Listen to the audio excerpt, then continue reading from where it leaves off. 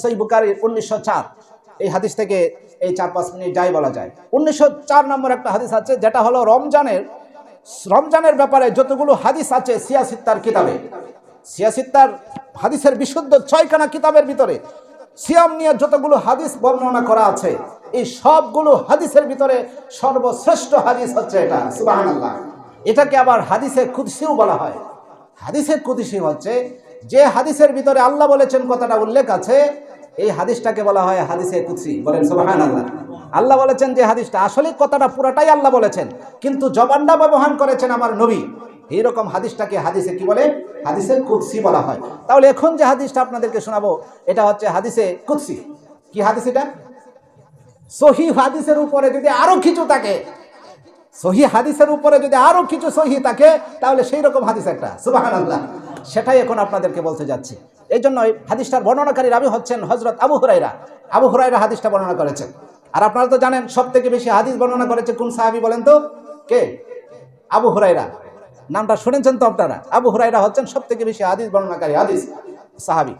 বিশ্বনবী বলেন, হযরত আবু হুরায়রা বর্ণিত হাদিস, আল্লাহর নবী বলেন, কুল্লু আমাল ইবনে আদম ইউদাআফুল হাসানা বিআশরি আমসালিহা ইলা 700 দিফিন ক্বালা আল্লাহু তাআলা ইল্লা আস-সাওম। আল্লাহর নবী বলেন, কুল্লু আমাল ইবনে আদম, ইবনে আদম মানে আদমের সন্তান। আদমের সন্তানদেরকে হাদিসের ভাষায় বলা হয় ইবনে আদম, তার মানে আদমের সন্তান।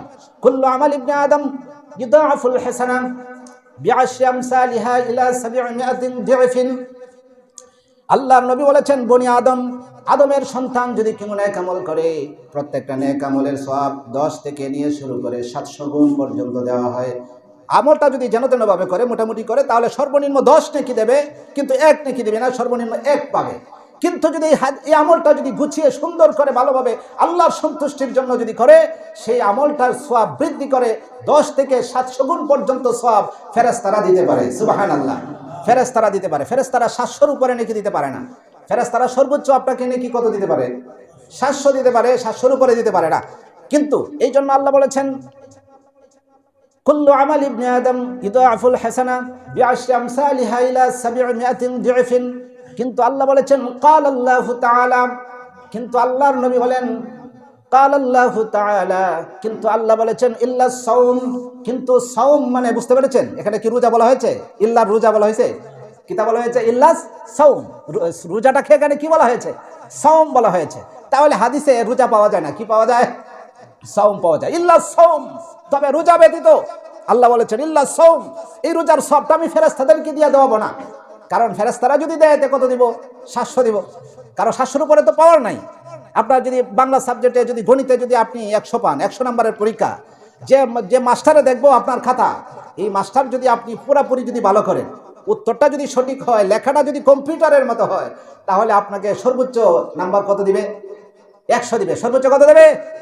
এখন কি মাস্টার বলতে পারবে না ছেলেটা যদি ভালো করে লেখছে, উত্তরটাও যদি সঠিক হয়েছে, দেই তারে 700 নাকি 700 মার্ক দিয়ে দিই, 700 নাম্বার দিয়ে দিই, 700 দিতে পারবো নাকি? তার পাওয়ার কত? 100-র উপরে দিতে পারবে না। ঠিক তেমনি আল্লাহ বলেন, আমি যদি আমার বান্দাদের সিয়ামের সবটা যদি ফেরেশতাদের দায়িত্বে দেই, তাহলে তো 700 দেবে, এর উপরে দিতে পারবে না।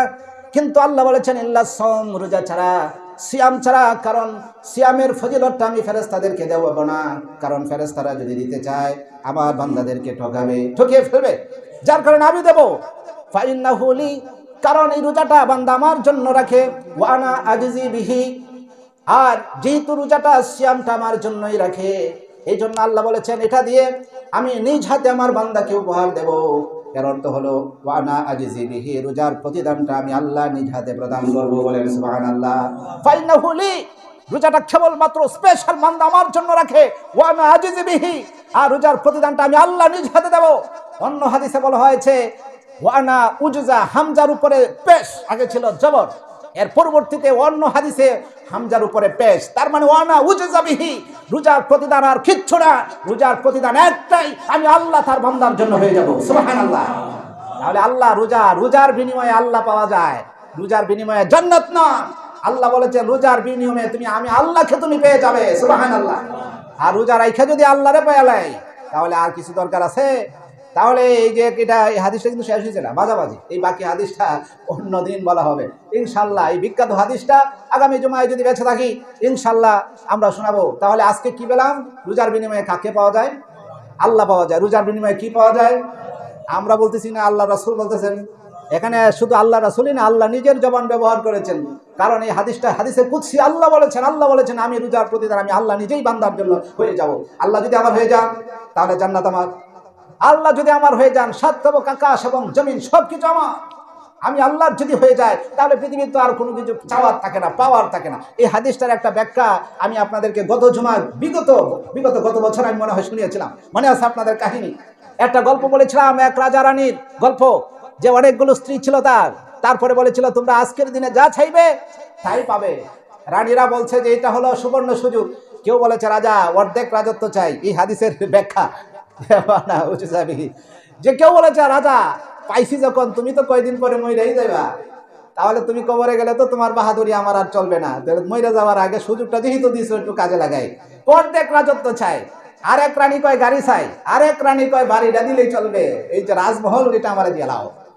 আরেক রানী বুড়িয়াটা রানী, যেটা প্রথম স্ত্রী বুড়িয়াটা একবারে পয়লা রানীটা, ওইটা বলতেছে আমি আর কিচ্ছু চাই না, আমি রাজারে চাই। রাজার সিংহাসন ধরে বসে আছে যে তোমার কাছে আর কিচ্ছু চাওয়া নাই, মরণের আগ পর্যন্ত যদি তোমার কাছে একটু ঠাই পাই আমার জীবনটা যথেষ্ট হয়ে যাবে। সুবহানাল্লাহ। ঠিক তেমনি আল্লাহ বলেছেন যে আমি আল্লাহ তোমার জন্য হয়ে যাব। আচ্ছা বলেন, রাজা যদি রানীর হয়ে যায় তা রানীর কোনো অভাব আছে? রাজা যদি রানীর হয়ে যায়, রাজত্ব রানীর, গাড়ি রানীর, বাড়ি রানীর, জমিদারি সবকিছু যা আছে সব রানীর। তাহলে আমরা যদি রাজা হয়ে যাই, আমাদের রাজা খেয়ে আল্লাহ, আমরা যদি রোজার বিনিময়ে আল্লাহ পাওয়া যায় তাহলে সবকিছুই তো পাওয়া হয়ে যায়, আর তো কিছু বাকি থাকে না। আর কিছু বাকি থাকে না।